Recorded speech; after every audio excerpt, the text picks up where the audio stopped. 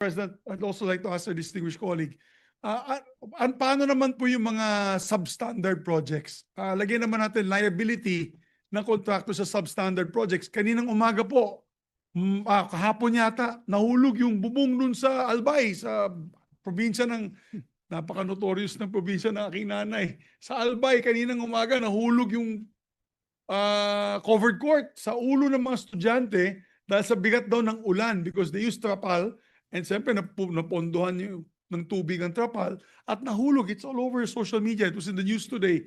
And the cost of that project was park development, 98 million pesos. Obviously, ang ginamit siguro nila, mga tubong mga maninipis at kaya nung umulan na malakas ay nahulugan po yung mga batang nag-training yata na for a school affair. They were practicing their dance moves there.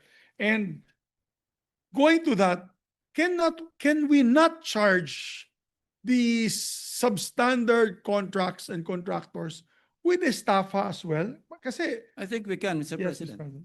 O kasi ano po, Mr. President, obviously they say, this is the standard, pero yung kabilya, imbis na ganito kakapal, kasing kapal ng sigarilyo, and all that, yung nangyari po, Mr. President, na dun sa amin din, sa bayan ng nanay ko, na pagguho po ng flood control dam, ay puro coco lumber lang po yung sa loob, tsaka bato, and semento na parang hinaplas lang dun sa taas.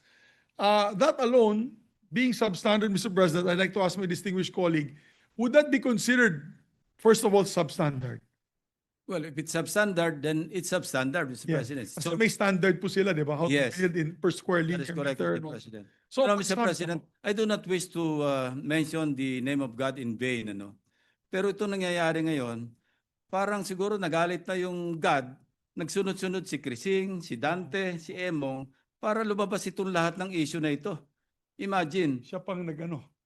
parang yung intervention ng nature naging kasangkapan para mailabas yung yung grid, ano? Yes. Yung bagyo ng grid ng ilang mga opisyalis ng government.